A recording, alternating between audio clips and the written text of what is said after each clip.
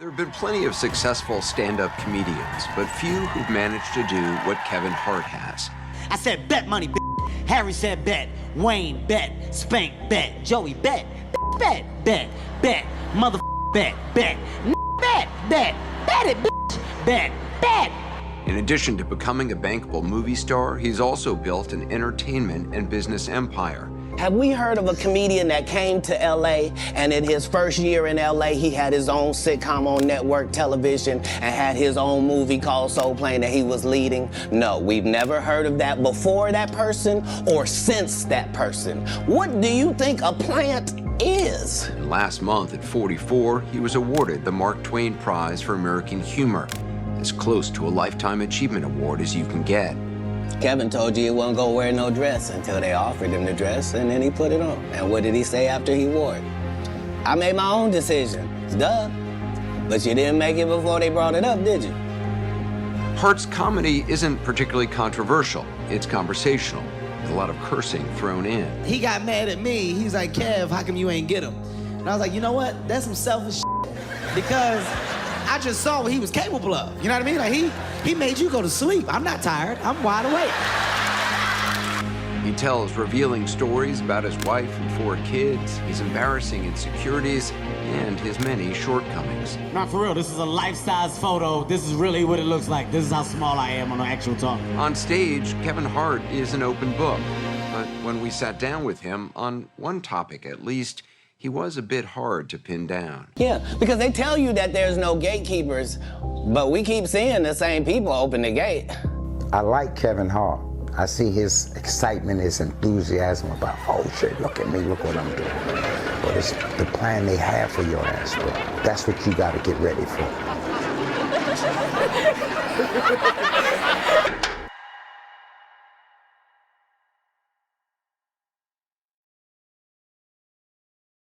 Rolling Stone writes that Kevin Hart is one of comedy's most omnipresent personalities and one of its biggest moneymakers. From his humble beginnings to getting booed off the stage at the Laugh House to breaking records on tour, Hart has worked overtime to build an empire and become a contemporary stand-up icon. But despite Hart's achievements, some say that he is the, quote, gatekeeper of comedy and accuse him of being, quote, an industry plant. In this 2-part series, we will explore the life and career of Kevin Hart as we delve into his ups and downs over the years. But before we dive into today's episode, let's first thank our sponsor. This video is sponsored by Nurax. Nurax is a digital healthcare platform that makes it easy to get the expert healthcare you deserve at every step of your journey. Nurax is a convenient and affordable way to take care of your personal everyday healthcare needs. It also offers a variety of products from birth control to skincare to even hair loss and scalp treatment. After completing a short survey on their website, a medical provider licensed in your state will review your health history and create a treatment plan for you if applicable. Your prescription can be shipped to your doorstep or to your local pharmacy. No insurance? No worries. Nurax's mission is to revolutionize primary care with 3 things: choice, control, and freedom. Thanks, Nurax, for sponsoring this video. Taking control of your reproductive health starts here. Go to nurax.com/BeTheCommentator to get started, or click the link in the description box below. That's nurx.com/BeTheCommentator. Kevin Hart was born on July 6, 1979, in Philadelphia, Pennsylvania, to parents Nancy Hart and Robert Witherspoon. Though the couple had welcomed a son 8 years prior to Kevin's birth, they had quite a tumultuous relationship. Like oil and water, they just didn't mix. By the time Kevin arrived, the unmarried couple's relationship was hanging on by a thread. Nancy and Robert were polar opposites. Nancy was responsible, committed, and determined to give her children a better life. Robert was irresponsible, uncommitted, and determined to destroy his family. He was reckless, dangerous, and an addict. During a night of gambling, Robert would find himself in a situation that would send him to prison for 4 years and ultimately seal the fates of his relationship with Nancy. In Kevin Hart's memoir, I Can't Make This Up, here's what Robert had to say. I come up on my bike to this house, and they shooting dice. So I shot dice. I'm gambling, but I got short. I said, let me go home and grab some more money. I'll be right back. When I come back, it's dark. All I know is that the windows are boarded up. I knew people that lived in houses with windows boarded up, so that don't mean nothing to me. I knock on the door. Ain't nobody answering. Makes sense. They got a game going on. I go in. I think, hey, the lights are out. I'm half high. Actually, I'm whole high. The whole of me is high. I take a few steps and I trip over something. I feel around and it's a body. I don't know if it's alive or dead or sleeping or high. I pull it to the door to see what the situation is. Suddenly, a cop opens the door. I ask him to help me. Next thing I know, I'm handcuffed. This cop gave a statement that he looked through the window and saw me having intercourse with this body I was dragging. Mind you, the body was alive, and he told me it was a woman. They got this girl in court 18 months later. When she got there, she told him, I don't know what happened. I don't know him, never seen him before. There's no way I should have gone to jail, but I did. I went to jail for a crime I didn't commit. So here I go coming home from the roughest penitentiary in Pennsylvania, and Nancy is expecting me to be one way, but I done changed. One day I come in, and I'm trying to talk to her, and I guess she had a lot of pent-up anger. She started hollering and cussing and getting in my face. She pulled out a hammer of mine. I told her, if you raise that hammer at me, I'm gonna beat the crap out of you. His mom also kept Kevin's dad, Henry Witherspoon, at a distance. He was in and out of prison and addicted to drugs, which Hart talked about in a 2011 stand-up special called Laugh at My Pain. I was in a weird, spelling bees debates. Out of nowhere, all I heard was, all right, all right, all right. Yeah! The actual details of stuff he did are really heartbreaking. Yeah. And yet, you tell it in a way that's funny. Is it heartbreaking to you? No, because It must have been at the time. I see it for what it was. As a kid, that's dad. By the way, in my environment, that's the norm. It's normal to see a parent drunk or whatever. Your dad, even in the depths of his drug use, he wanted to see you and your brother. Absolutely. There was a period where he disappeared, but I didn't see him in a long time. And I saw him on the subway, and he was in bad shape. And I was like, Dad? He turned around and saw me, and doors opened, my dad walked off and ran. Kevin was just 8 years old when his father walked out on the family. He, along with his mother and older brother Robert, also known as Kenneth, lived in a small, cramped apartment in North Philly. It was a dangerous neighborhood, filled with crime, drugs, and violence.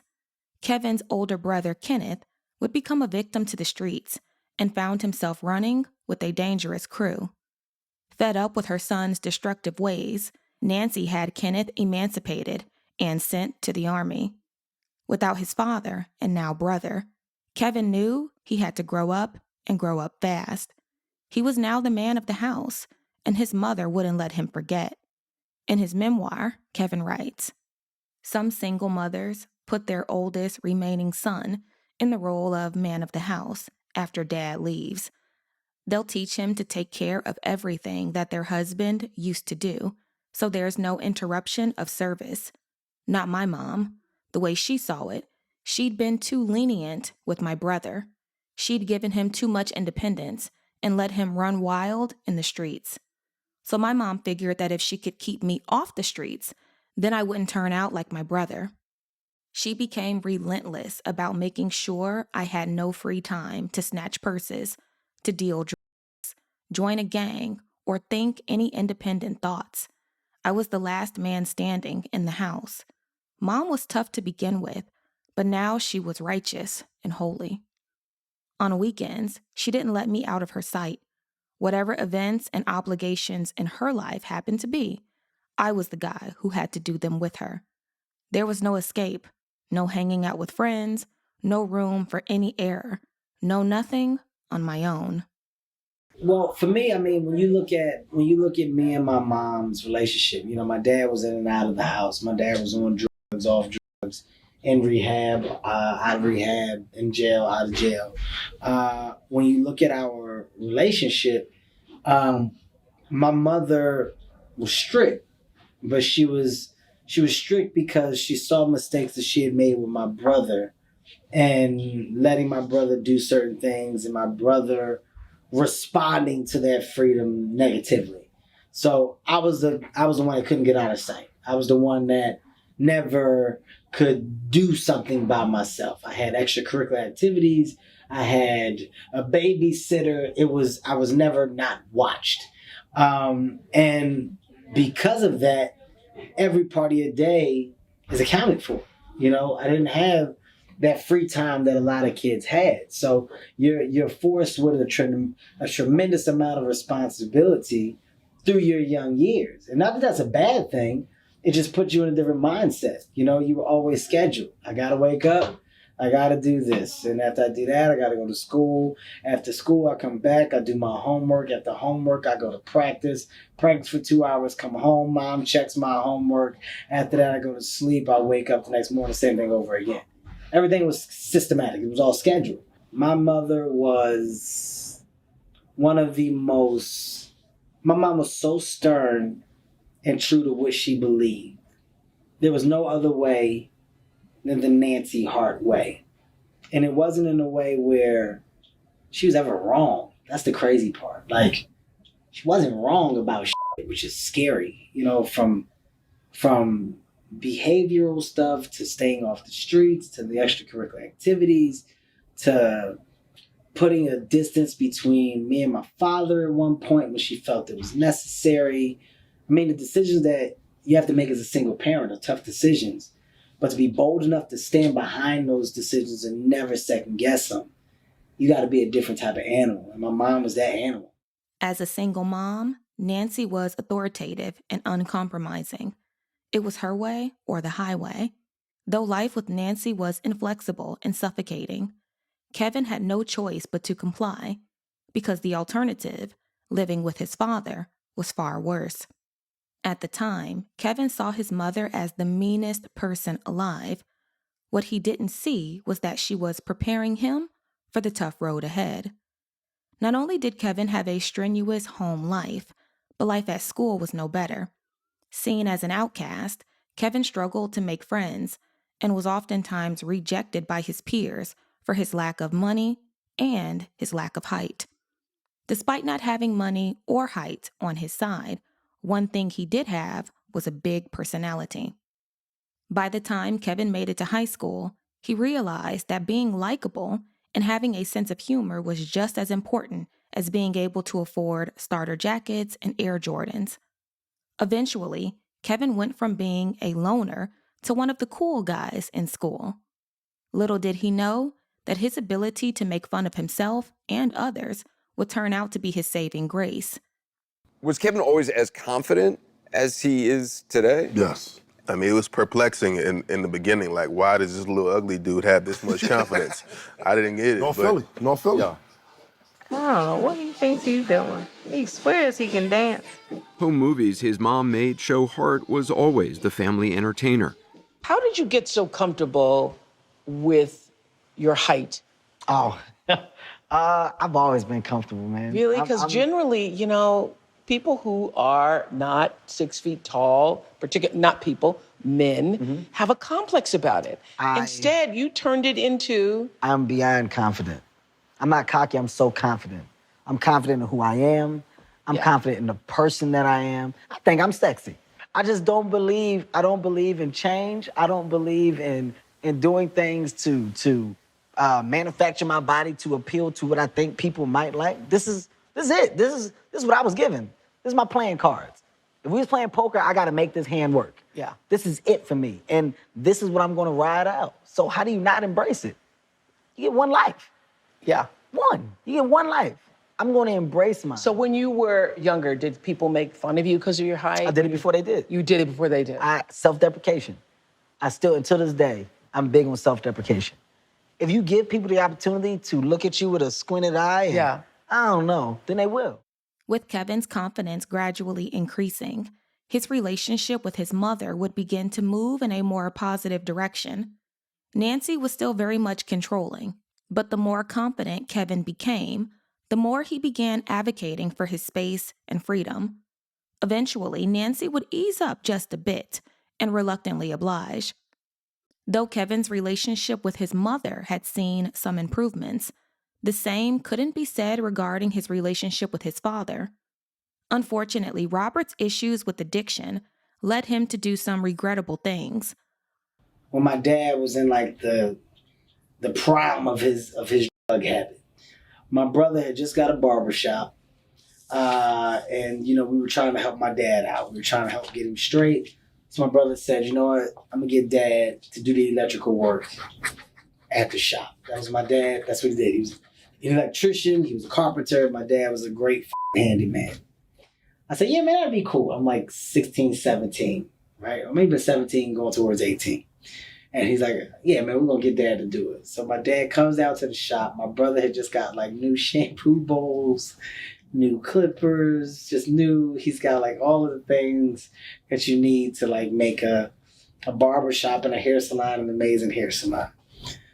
My dad's working in there for like 4 days. The place is looking great. The paint, the electric work, everything's coming out good. We go in one day, all the shampoo bowls, all the clippers, everything gone. I said, holy shit. You got robbed, man. Somebody robbed the shop. My brother goes, ain't nobody robbed the shop. Dad took this shit. And I'm like, what? No, he didn't. No, shut up. Dad didn't take this. You're being crazy. He's like, Dad took this shit. He said, get in the car. We're going to go find Dad. So I'm like, wait. Chill out, man. What do you mean we're going to go find Dad? He's like, look, man, I ain't tell you, Dad be back on that shit from time to time. I got friends that see him, so they tell me I know where we're going. So we drive it. I get in the car. We go drive. He's like, look, when we see him, Dad can fight. He said, we're going to have to pin him, so I'm going to figure out how, but if it comes down to it, you better fucking help me, okay? You don't let Dad fucking whip my ass. I'm like, what are you talking about, man? You're being crazy. Dad would never do this, okay? You go down the street, find my dad in a car. He's in the car. My brother, pulls up to the door. My dad's high. He's like, you stole the shit out the shop. My dad goes, yep. He says, yep. For what? This man ain't got time for this shit. My dad walks out the other door and just walks down the street. And I was just looking at my brother and I said, holy shit. Not only did I not expect to see that, I said, but he admitted it. What the fuck, man? He said, you can't say shit because he's probably high, man, so he don't even realize what he's doing right now. I said, so what now? He's like, I don't know, man. So let's just see if the shit is in the car. Open up the trunk of the car. You see one of the clippers left. My dad has sold the fucking clippers. I'm like, God damn, immediately I start crying. This is just fucked up. I just saw my dad the worst level. My brother's like, man, we're going to just go redo the shop. Just figure it out. Get somebody to come in and redo the shop. I don't see my dad for years. Don't talk to him. Don't know what's going on. It is what it is. Robert's addiction damaged his relationship with his children, and it would take years for things to be repaired. Though this situation brought a lot of pain, it was Kevin's senior year of high school, and graduation was right around the corner. After bombing the SATs, Kevin had no plans for his future, which greatly upset his mother. In an effort to appease her, Kevin enrolled at the local community college where he would meet his future wife. Her name was Tori. She was smart, witty, and they immediately hit it off. Tori and Kevin would become best friends and eventually lovers. Tori would play a crucial role in Kevin's rise to fame, serving as his muse and inspiration. But their love story would also be a tumultuous one that ended in a lot of pain and heartache. With Tori by his side, Kevin began to reevaluate his life. 3 weeks after attending classes at the community college, Kevin realized that higher education wasn't for him. He knew, however, that if he dropped out of college, he needed to have a backup plan, a job. After applying at various stores, Kevin was hired as a shoe salesman at City Sports and quickly excelled. He would quickly get promoted to floor general and receive a raise, which allowed him to move out of his mother's house and out from under her authority. But working at City Sports would also allow Kevin to tap into the one thing that he would be the most successful at: comedy. While selling sneakers, Kevin would perform skits for his coworkers. Eventually, one of them suggested that he do amateur night at the local comedy club, the Laugh House. After much thought, Kevin decided to give it a shot. Amateur night was on Thursdays. Sign up was at 7 and the show started at 8. I remember going up there, signing the paper, and the host, this guy's name was Teray Gordon. He goes, "All right, everybody read off the names on the list." I'm in like the middle of the list. He gets to my name. He goes, "Kevin Hart. All right, you can go first." And I'm like, "Huh?" I'm the first one to go up. It's only about 10 people there. And my joke was about a midget robbing me. That was like my bit. That was the one where I was like, I hope this goes, because this is what I got. You know, I'm getting robbed by women, groups of kids running up on me now. I got robbed by one real strong midget. He didn't even have a gun. He just kept headbutting me. He just kept on headbutting me. And I finally just fell. I was like, "That's enough, Mr. Midget," and I fell. He started running. You know you're real scared if you call a midget Mister. That's how you know. Going through, I was like, "That's enough," you know. I think the worst time was when I got robbed by a cross-eyed man. That took the cake. Let me tell y'all why I'm mad that he robbed me. He got upset with me because I didn't know that he was robbing me, you know. He was cross-eyed. What the hell was I supposed to think? He just came out yelling, "Give it up!" That was my go-to bit. I had that one, and there was one about the pervert that gets on the bus that grinds on everybody. Couldn't tell me nothing. These are solid bits. I halfway do decent, but that's because a lot of my friends came. But I fell in love with the lights. So I didn't get scared. I didn't go up and freeze. I was okay with being in front of the lights and entertaining. I can do this. I'm going to come back again. I came back again. I did it again. I got a little more comfortable. Then it started the amateur night competition where the winner will receive $75. And so what was the moment for you where you got off stage and you said to yourself, "I'm never doing anything else again"? When I won the $75. The first amateur night I won, I said, "This is crazy. I can't believe I won." I was performing against like 7 other people. I won. Came back the next week, I won again. Came back the next week, I won again. Came back the next week, I won again. I won 6 times, and I quit my job. I said, "I'm not doing this no more. I'm a comedian. This is what I want to do for the rest of my life." For Kevin, performing stand-up was such an exhilarating experience that it was all he could ever think about. After winning the amateur night contest 6 times in a row, Kevin caught the attention of local comedian Teray Gordon. Teray would take Kevin under his wing and expose him to the Philadelphia comedy scene. This exposure further confirmed to Kevin that stand-up was something he wanted to pursue, and that quitting his job at City Sports was the right move. Kevin's decision to fully commit to show business wasn't hard to make. Telling his mother that he had quit his job to pursue something that barely supported him was another story. But sometimes in life there are many surprises, and Nancy Hart's reaction was one of them. Despite being such a stern, tough woman, Nancy would fully support Kevin's dreams, not only emotionally but also financially. Nancy agreed to pay Kevin's rent for 1 year as long as he promised to read his Bible. But after 2 months of tagging along with Teray and performing at various venues throughout Philadelphia, Kevin fell behind in rent, and his landlord was fixing to evict him. Upset that his mother bailed on her promise, Kevin went to her house to confront her. This argument would turn out to be one of the most valuable lessons Kevin has ever learned. I couldn't pay my rent. I couldn't pay my rent. I was living by myself. Stand-up comedy just wasn't cutting it. I was 8. I was 19, and my half of the rent was $400 a month. Yeah. And I just didn't have it. And I was like, Mom, look, you said you were going to help me while I was doing the stand-up. I know I was trying to do it myself. I need your help. They're going to evict me. And she was like, read your Bible. Wow. And I was like, I read the Bible, but the notice is on the door. Like they're gonna evict me, Mom. And she was like, talk to me when you read your Bible. And I'm like, all right, whatever, Mom. A couple days go by, they're changing the color of the notice. The notice is now it's shifted to pink. This is serious. That's right. You got 3 days now. The pink means it's real. Mom, they're gonna kick me out. I'm serious. I need the money or else I'm not gonna have a place to live. Did you read your Bible? Yes. Then if you read your Bible, then you wouldn't be talking to me. Mom, this is not the time.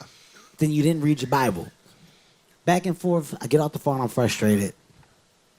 Nighttime comes. I'm in the bed. Open up the drawer. And I was like, let me read this damn Bible. Just read the damn Bible, man. So I can really tell this woman that I read the Bible. And be honest about it so she can help me. I open up the Bible. The rent checks for the rest of the year fell out the Bible. Oh, they had always been in the Bible. It's a true story. So literally for every month of that year, and I had missed months where I had to scrape and find, it was always there. And her biggest thing was, don't lose your faith. Keep faith. Read the Bible. So from that day on, that's magnificent. That's when I started reading the Bible, and then I had to go to her. She was like, "Your ass been lying to me all this time about reading that Bible," and I was like, "Yeah, I've been lying."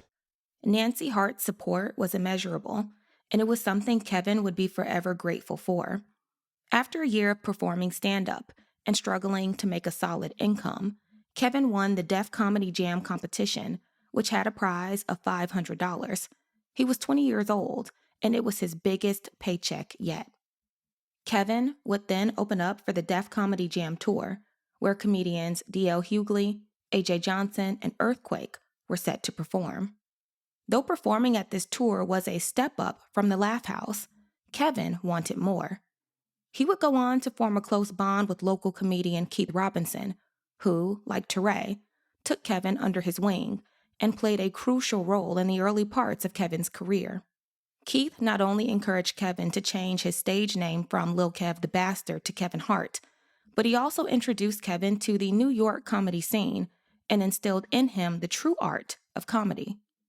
While rolling with Keith, Kevin was able to frequent some of New York's finest comedy clubs and bump elbows with some prominent comedians such as Patrice O'Neal, Rich Voss, Jim Norton, Bill Burr, Dave Chappelle, Chris Rock, and Tracy Morgan. He even auditioned for Lucian Hold, the owner and booker of the comic strip on the Upper East Side.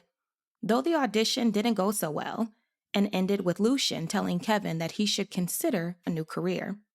Kevin would spend years going back and forth between Philly and New York, working on his craft and building connections.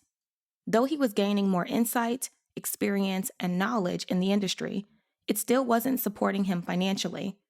For Kevin, this was a problem, as he was now living with Tori, his girlfriend of many years, and had crashed not one, but 2 of her vehicles.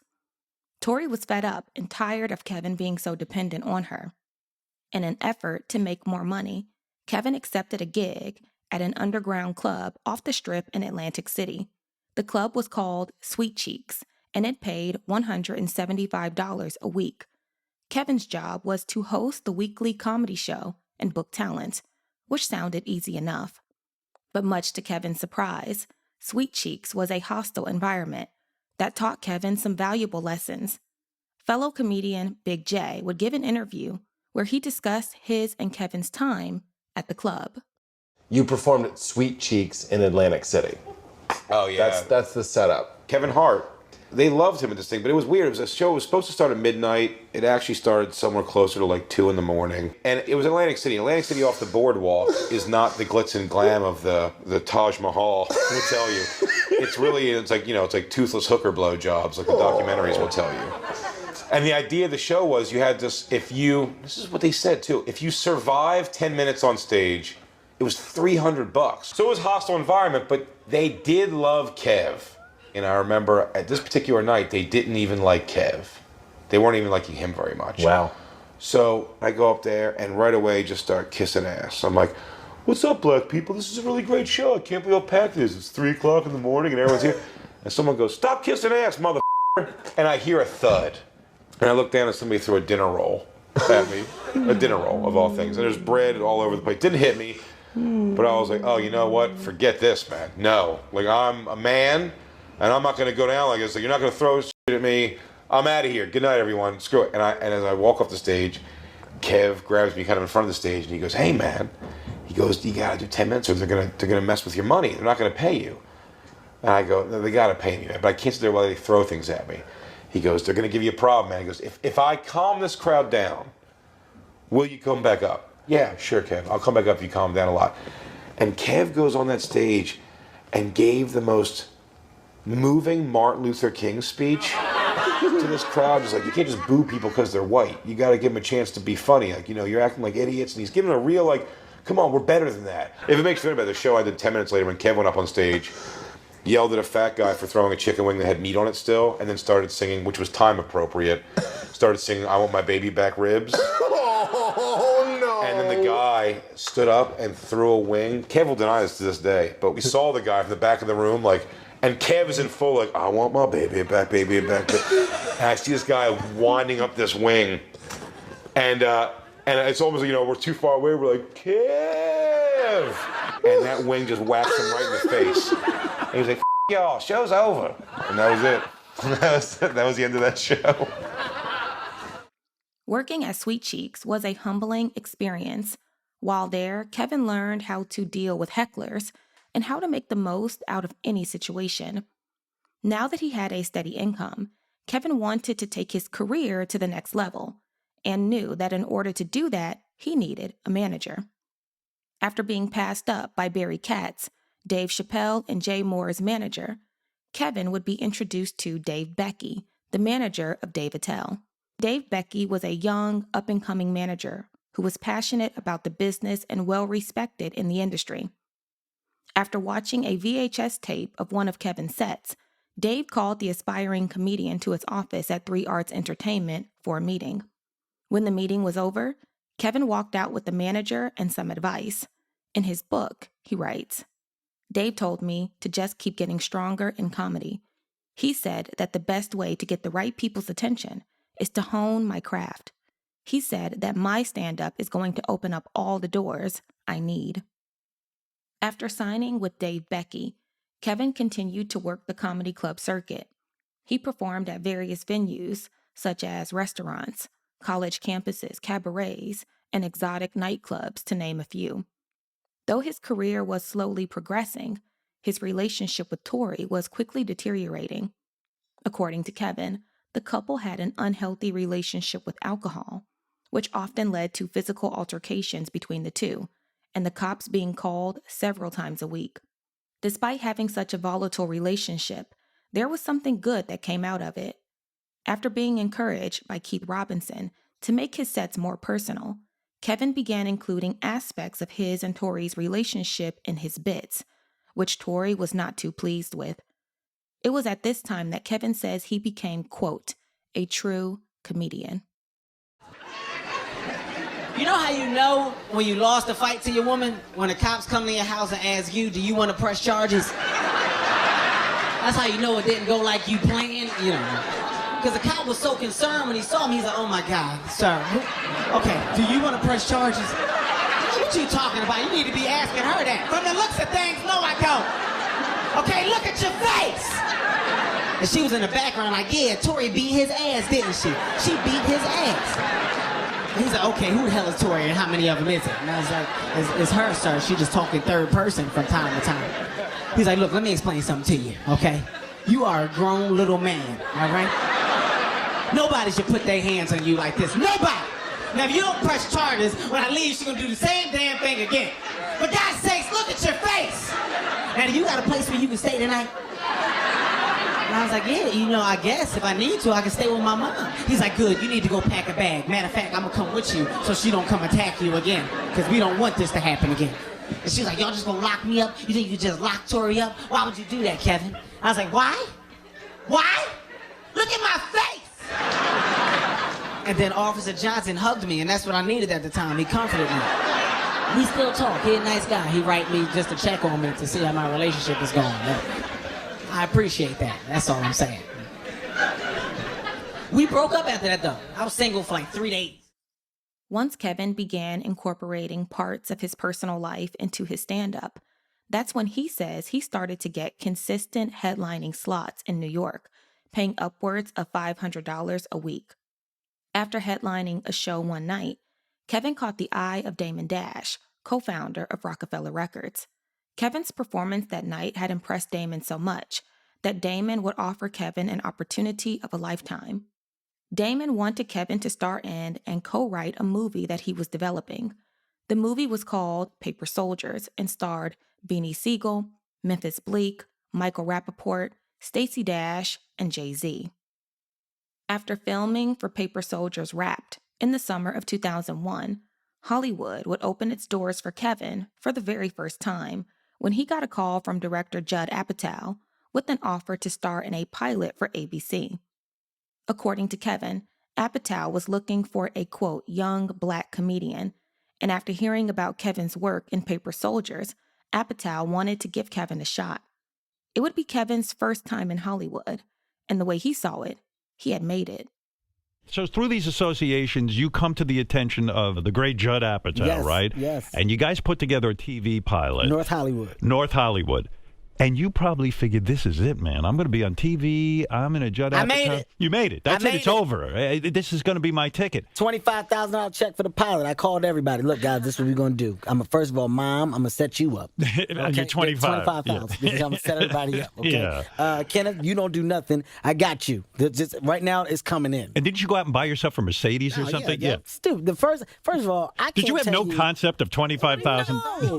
Yeah. I thought 25,000 was the equivalent of 25 million. I called everybody. Hey, look, don't nobody do nothing. I got us all. Calling friends that I grew up with. Listen, that money, I don't know how fast that money went. So you must have been really in shock when the pilot doesn't get picked up. You're like, well, this doesn't compute. Where's my 25,000? Do you know who was in the pilot with me? Yeah, who was in the pilot? Amy Poehler, right? Jason Segel, myself, Judge Reinhold. Isn't that unbelievable?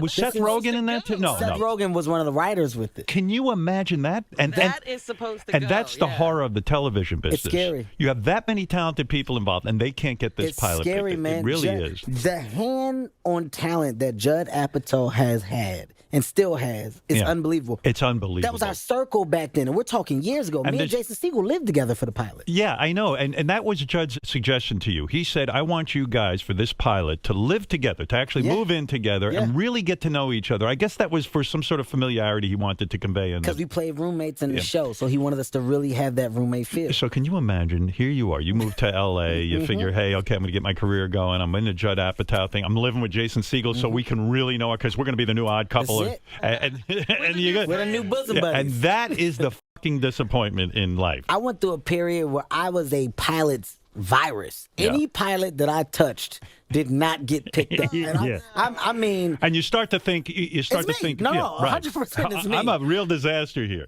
When Kevin learned that ABC would not be picking up North Hollywood, he was devastated. Determined to find another way to stardom, Kevin performed at the Just for Laughs Comedy Festival in Montreal.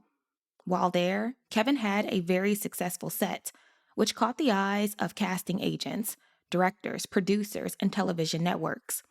Because his performance caused quite the buzz, Kevin landed a holding deal with NBC for $275,000. Confident that he was on the road to becoming the next primetime star, Kevin relocated from Philadelphia to Los Angeles with his girlfriend. Upon his move, Kevin was cast in a pilot called Class of '06. But despite having so much potential, Class of '06 would suffer the same fate as North Hollywood. It wouldn't get picked up. While waiting for his 1-year holding contract with NBC to end, Kevin began performing at various comedy clubs in Hollywood, such as the Ha Ha Cafe, the Improv, the Laugh Factory, and the Comedy Store, to name a few. Though performing at comedy clubs allowed Kevin to hone in on his craft and connect with fellow aspiring comedians, it didn't put a lot of money in his pocket, and because he had blown through most of the money he received from NBC, Kevin was on the verge of going broke. This was a very uncertain period in Kevin's life. Feeling like he was crashing, Kevin decided to marry his long-term girlfriend, Tori, on May 22, 2003. Despite having such a tumultuous relationship, Kevin felt like the only consistent thing in his life was Tori, and he wanted to make it work. Marriage is a 24-hour job. When you get married, you are no longer an individual. You can't do nothing by yourself when you get married. Everything is a team effort. You know, us, we, let's. Honey, come on, partner, yeah. Upon his nuptials, Kevin would land a role in the film Scary Movie 3. According to Kevin, this was a positive experience that gave him some hope during a dark period in his life. Once filming ceased for the movie in July 2003, Kevin approached his manager, Dave Becky, with an idea. He wanted to write and star in his own sitcom. According to Kevin, from there, things moved pretty quickly. To help with the writing process, Dave brought on showrunner Stephen Ingle, who had helped work on several sitcoms such as Mad About You. Together, Kevin and Stephen created a show that was loosely based on Kevin's life. The sitcom was called The Big House and would eventually get picked up by ABC. According to Kevin, per his contract, he would receive $25,000 per episode as an actor and $10,000 for executive producer. ABC ordered 12 episodes, which would bring Kevin's salary to $420,000. Right after landing his deal with ABC, Kevin was offered a leading role in the movie Soul Plane. In just a few months, Kevin had landed 3 gigs that would change the course of his life. At the time, Kevin felt like the luckiest man alive. What he didn't know then was that his time in Hollywood would quickly come to an end. Right before ABC was set to launch The Big House, they sent Kevin to the Upfronts, the biggest television industry event of the season. Held in New York, the Upfronts is where networks unveil their new shows to press and advertisers. Excited to promote his new sitcom, Kevin went out and purchased an expensive suit and flew the entire cast out to be a part of the event. But while there, Kevin would find out just how cutthroat Hollywood can be. Go to Upfronts. It's the biggest day. Before it's time for me to basically walk onto the stage. They're going to announce The Big House. The Big House was the name of the second show. It was the name of the second show. I flew the cast out. They didn't want to fly the cast out. I was like, you know what? I can't do that. You know, there is no show without the cast. I'm bringing the cast out. They got to share this moment with me. I'm about to walk on stage. They're about to announce The Big House. I feel a tap on my back. Kevin, come, step back, step back. Wow, what's up? What's going on? All the way back. All the way back. What's going on? They're pulling the show. They're not going to pick it up. I'm confused. No, they are. That's why I'm here. They flew me out here because they're picking it up. No, they're pulling the plug on it. Step back. You can go back to the hotel. Wait, what? What? What the? Oh, huh? Dave comes back. He's got the I've never seen this look on a person's face. It's like, hey, buddy, come here, buddy. Listen, I don't know what this shit is that just happened. I've never seen this. They're saying that right now. They're pulling the show. They're just figuring out some scheduling stuff. It could change, but right now, you know, they're not going to announce it. I know it's crazy. Just, oh, are you serious? He's like, yes, that's what.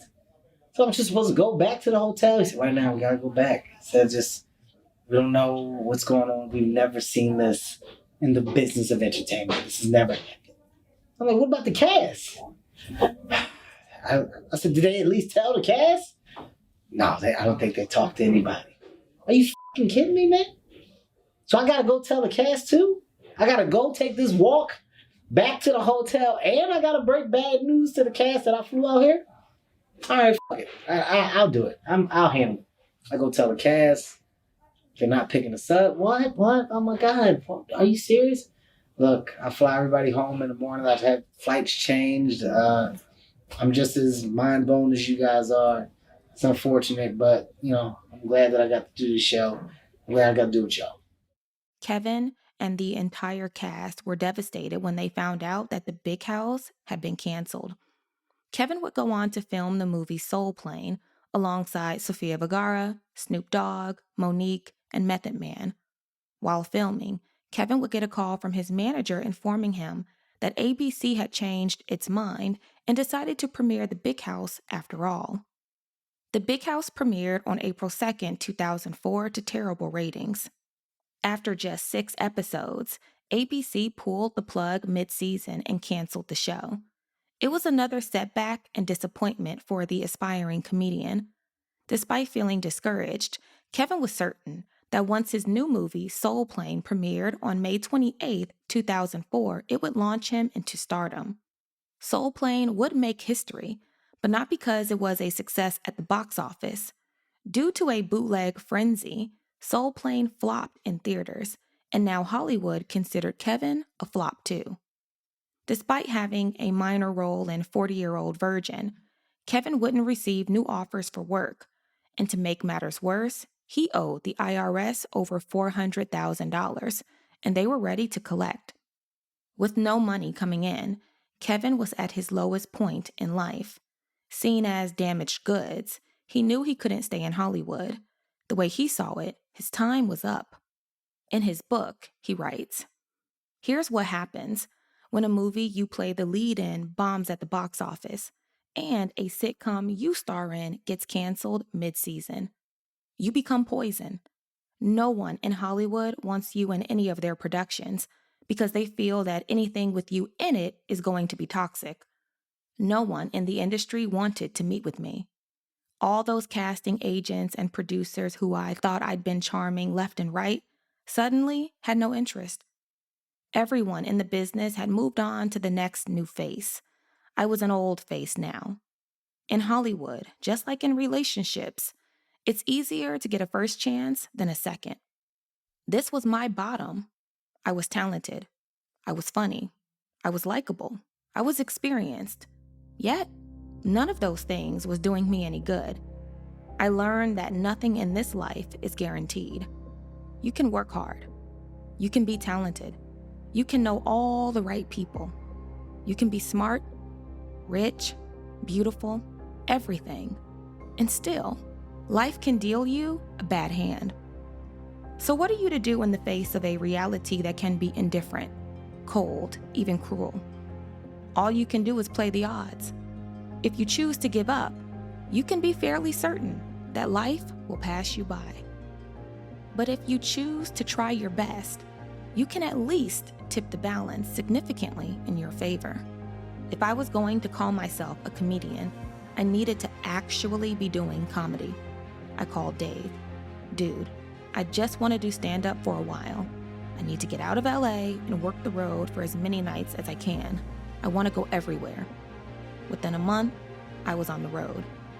And that's when the quiet storm of Kevin Hart began.